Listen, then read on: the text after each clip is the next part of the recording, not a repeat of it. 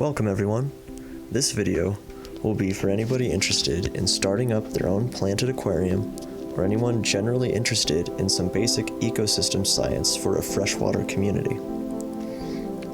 I've been an aquarium hobbyist for a few years now, and I have started many planted tanks with species including the gourami, plecostomus, angelfish, pacu, and various tetra, cichlids, minnows, and shrimp.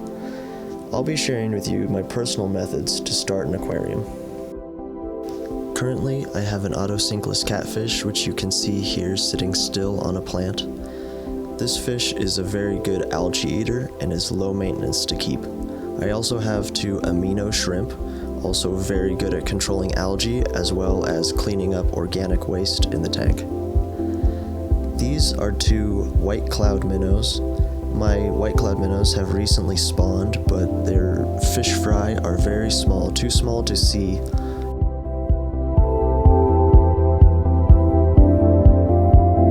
First consideration should be substrate and water treatment. Substrate serves two purposes: root hold for plants and surface area for bacteria to colonize. When choosing a substrate, consider purchasing pH-neutral soil loaded with nutrients to start planting right away. Make sure you have enough to fill your tank to a depth of 1.5 to 2 inches so there's plenty of root hold. Fluval, plant, and shrimp stratum is a volcanic clay and my top choice for nutrition and texture. Tap water contains chlorine and other chemicals toxic to fish. I use API tap water conditioner to neutralize those chemicals before pouring water into the tank. Filling your tank is a slow and deliberate process.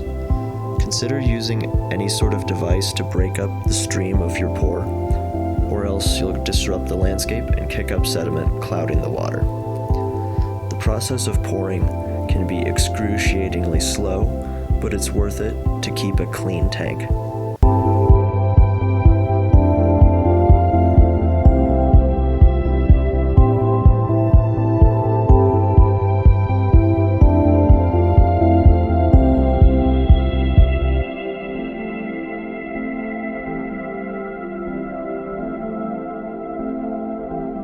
Now you're ready to establish your biofilter.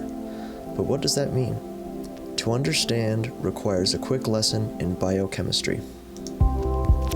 An aquarium biofilter is essentially a bacteria colony which processes toxic fish waste and decomposing plant material.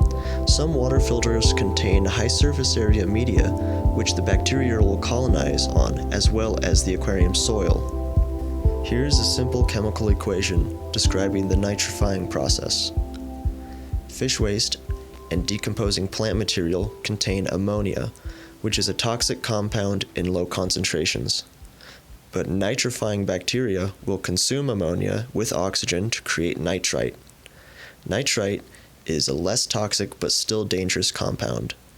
Nitrite is then eaten by another bacteria with oxygen to finally make nitrate, which is an essential nutrient for plant growth.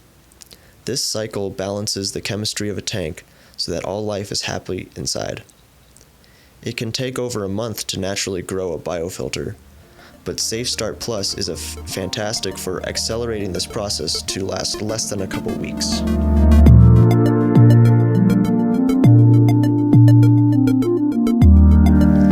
Though it's possible to plant with only your hands, tweezers and special tools will make the process much easier. Begin by separating your plants, and then take the tweezers to lightly grab the root of the plant. Before or after flooding the tank is a fine time to plant. I will demonstrate the more delicate process in a flooded tank. In theory, this process is very easy, simply inserting the root into the soil. The only trick is holding the plant in place with another set of tweezers while removing the first set. This way the plant doesn't float away when you separate the soil beneath it. You see that this can be tricky. You will need patience and a steady hand. Left undisturbed, plants will establish a solid root hold after a couple weeks with proper nutrition. Though it is perfectly acceptable to move your plants at any time if you're not satisfied with their placement.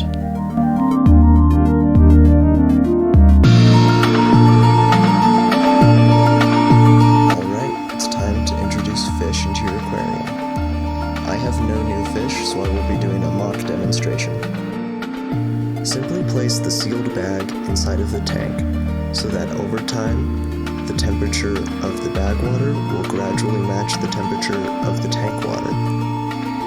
A dramatic change in temperature can shock and kill fish. For more sensitive fish, introduce small amounts of tank water into the bag every 10 to 15 minutes. This process, overall, could last anywhere from half an hour for hardy fish to an hour for more sensitive fish.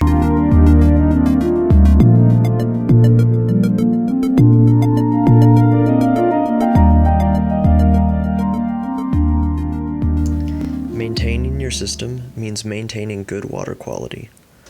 Water changes can be done with a siphon and should replace about 10 to 20% of your water. Water changes should be done every 2 to 4 weeks depending on the number of fish producing waste. A basic water test kit can help you tell when you need to change your tank water. I recently changed my tank water and I have no ammonia in my system.